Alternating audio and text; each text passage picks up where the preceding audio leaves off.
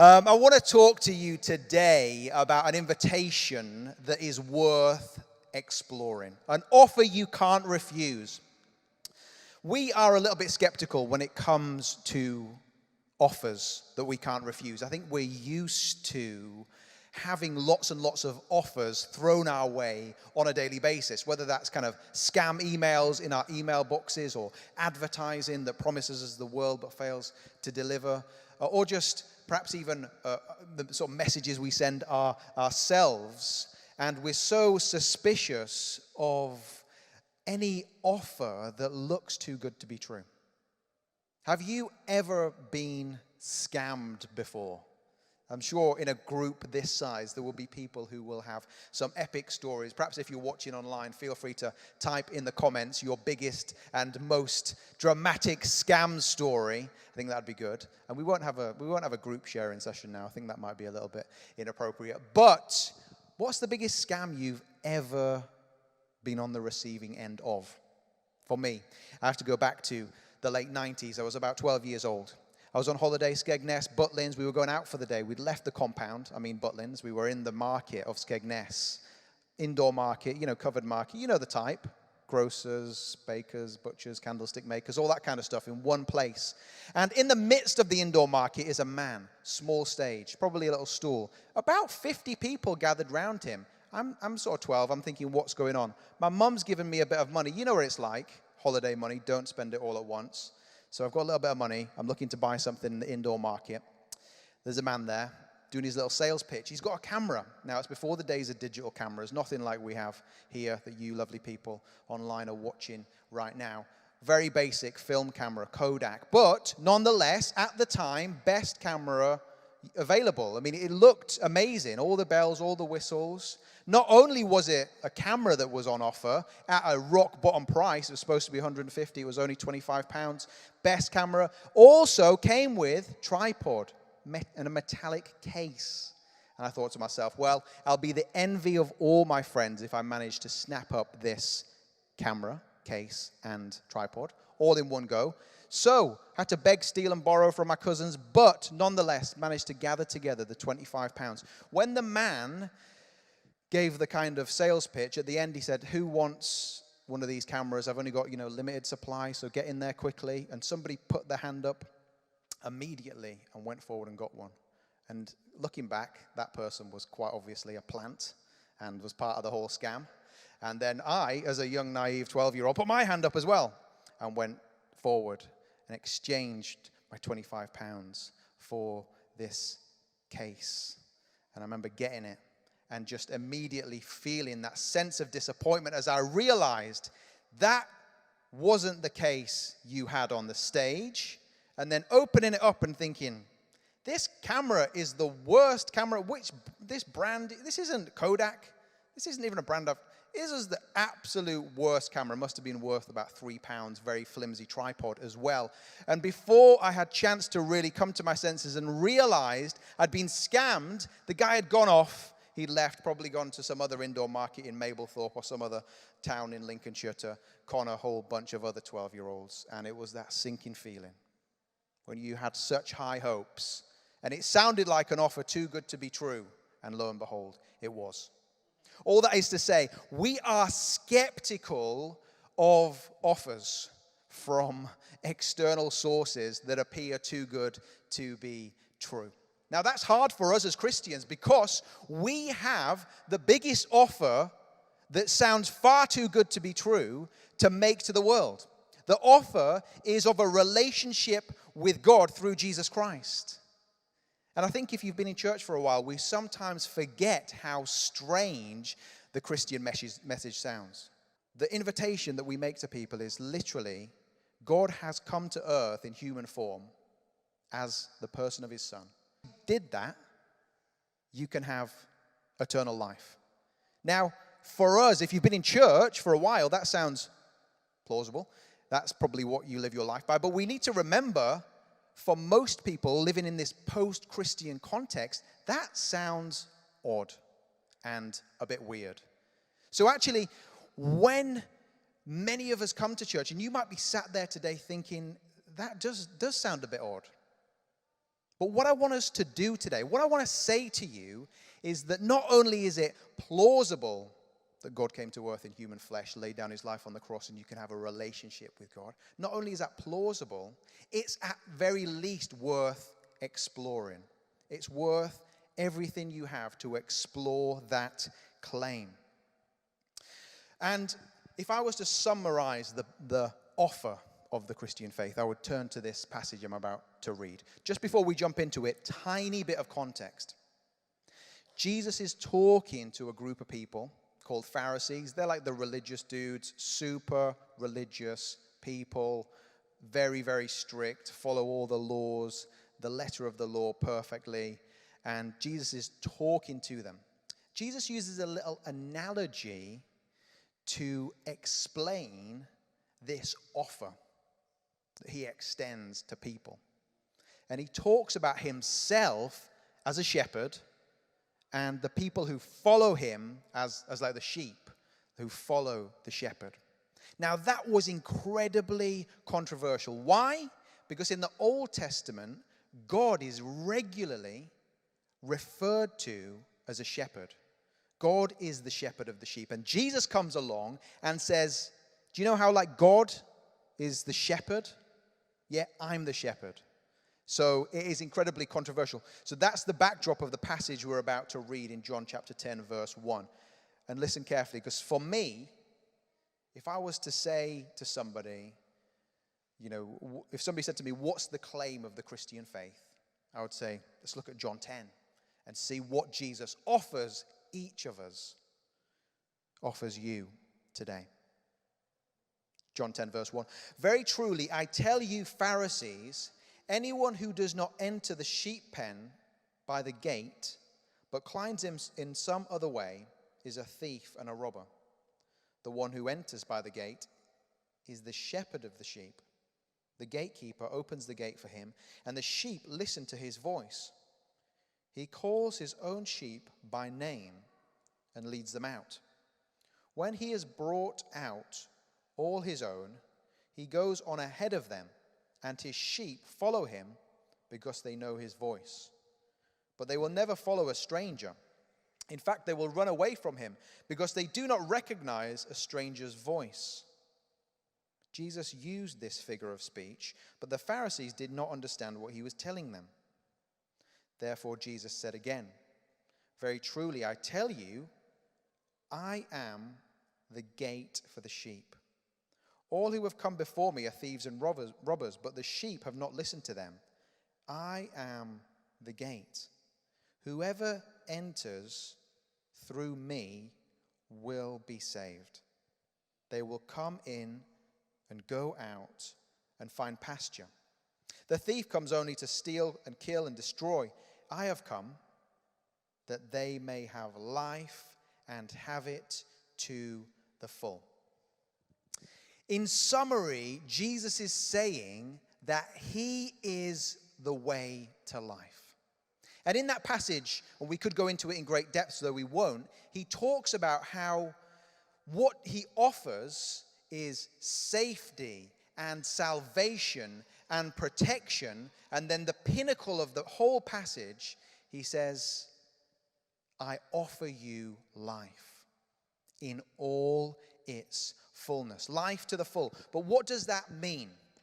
There are three words in the New Testament for life. Number one, bios. It's where we get the word biology from, and it means physical life. The second word is the word psych, and it's where we get the word psychology from, and it talks about the mind and the soul and the spirit. The third word is zoe, and the word zoe is being used in this passage. And it's an important word because it's not just talking about physical life, it's not just talking about our mental life, it's talking about the divine life. It's talking about the life that God possesses, and Jesus is saying not only does God possess it, but he offers it.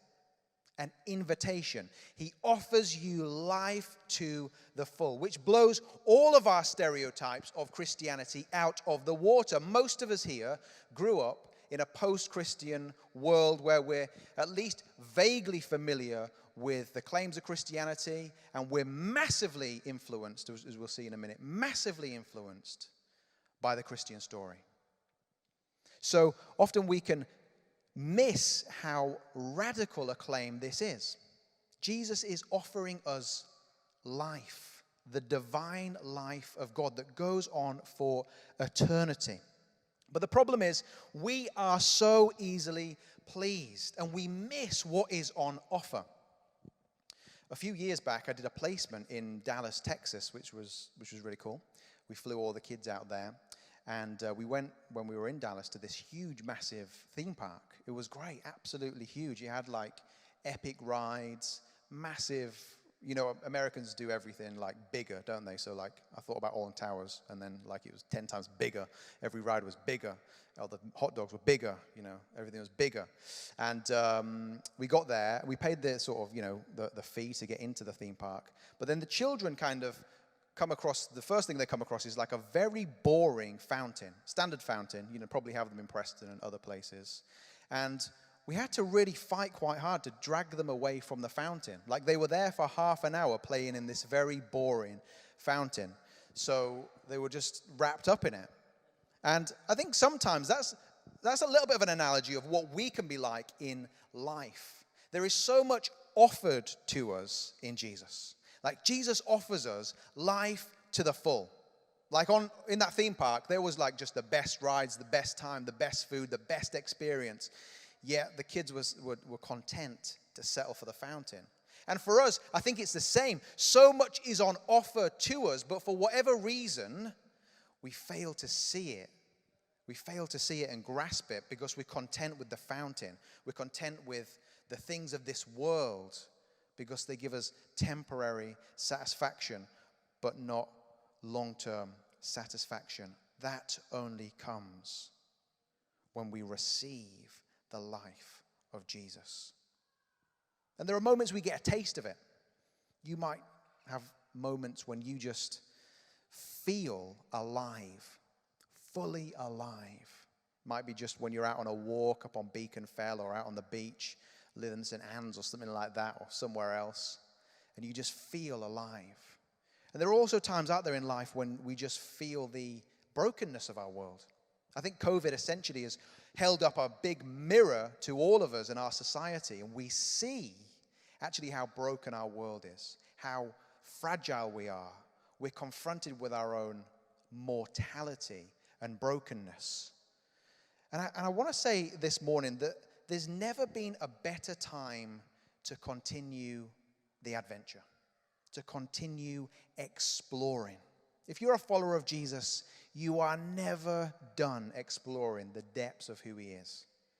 And I would just encourage you to continue that journey of exploration.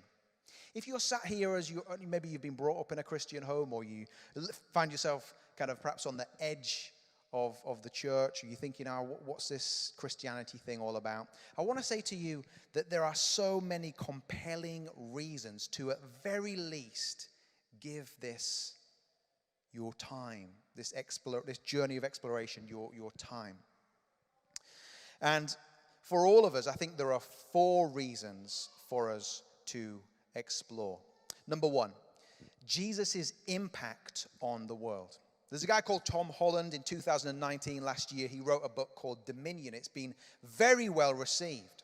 Tom Holland is a super genius. He's a historian, lectured at Cambridge and Oxford, but was brought up as an atheist.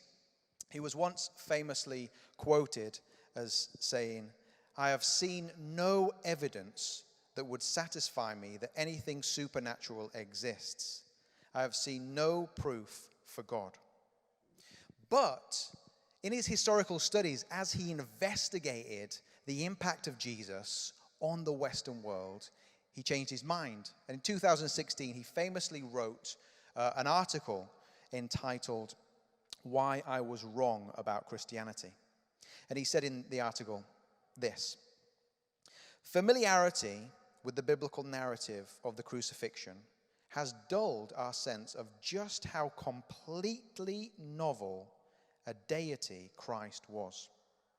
Christianity is the principal reason why, by and large, most of us who live in a post-Christian society still take for granted that it is nobler to suffer than to inflict suffering. It is why we generally assume that every human life is of equal value. In my morals and ethics, I have learned to accept that I am not Greek or Roman at all, but thoroughly and proudly Christian. The thing I pick up from this is it was the impact of Jesus on society in the world that we live in that compelled him. And I want to say that that is a reason to explore. That is a reason to explore because Jesus had such an effect upon the West. We cannot get away from it. I was down at Great Ormond Street on Wednesday with our little boy, Max. He's got a birthmark here, and we periodically have to go to Great Ormond Street, which is a children's hospital, just to have some treatment so it doesn't kind of flare up in later life. But when I was looking into, just sort of Googled it as I was preparing this talk, because I just had a hunch that the person who set up this hospital must have been a Christian. Why? Because all of our hospitals were pretty much set up by Christians. And like schools and educations. And lo and behold, Great Ormond Street, there's a guy called Charles West who in the 1800s, motivated by his faith in Jesus, set up this hospital. He lived in a time when 21,000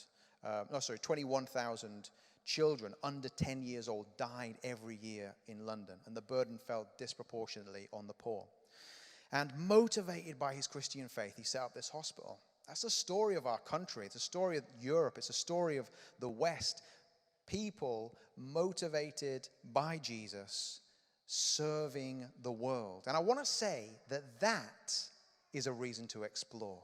Even if you're skeptical about Christianity, even if you've had a bad experience of Christianity, even if you've never really thought, what does Christianity have to offer me? The impact of Jesus on the Western world is absolutely unmatched and is a reason to explore. Number two. So number one, Jesus has changed the world. Number two, Jesus changes people. That was definitely my story. I didn't grow up going to church at all. I became a Christian when I was 18 in West Yorkshire in a little church. And I remember the weirdness of going along to church for the first time. If you're new to church, you know exactly what I mean. Churches can be a bit weird. I don't think we're weird, but maybe we are. But anyway, I went along to a great church. It wasn't that weird, but everybody met like in a horseshoe. And I remember being there for the first time. I was sort of stood here. Everybody's in like a horseshoe shape. And the screen is like over to this side. So instinctively, when the service starts, everybody naturally just like turned to face the screen. But what it looked like for me was everybody was turning to face me.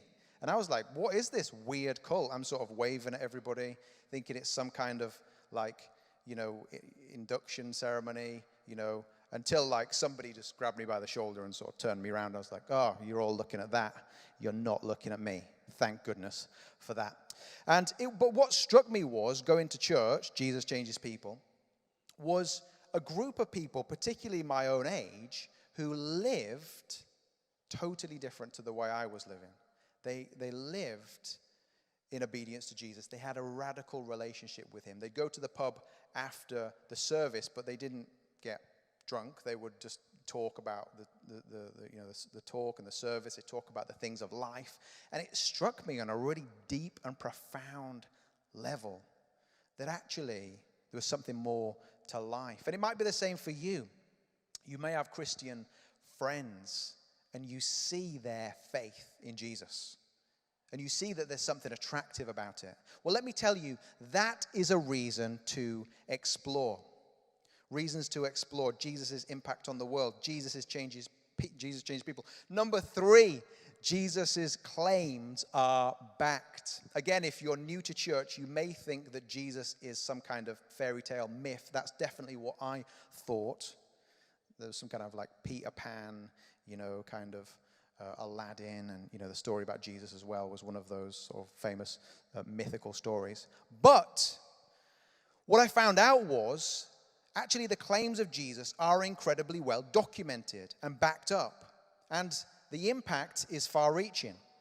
I had no idea that the New Testament was a credible document. But the New Testament really, in terms of ancient literature, stands alone in its accuracy. Like there's a real breadth of manuscripts in different languages.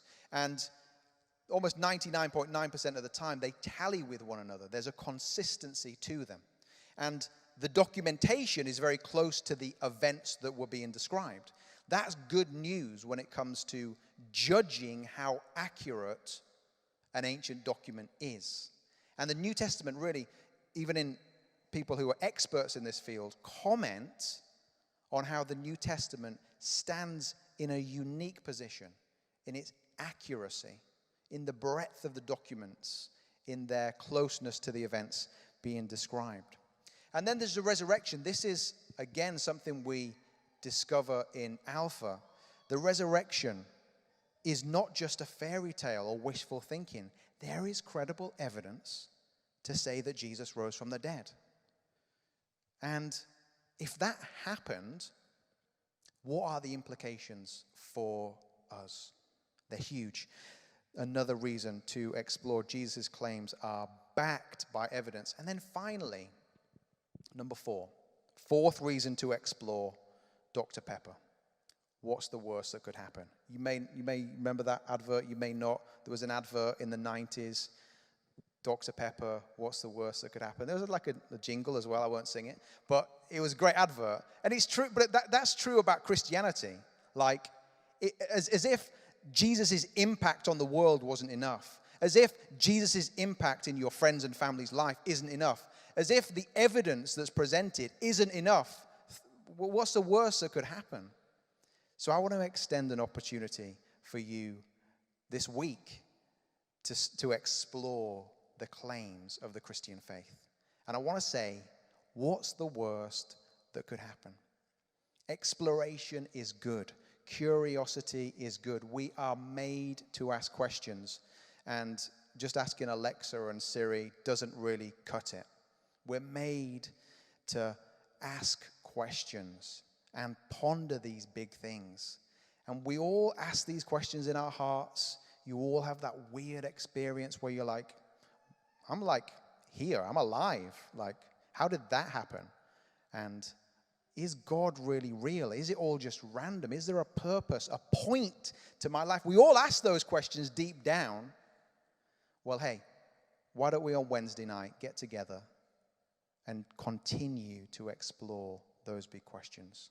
I'd encourage you, whether you're new to faith or whether you've never done Alpha at Preston Minster before, you are invited here at the Minster and online to join us. We are going on an adventure.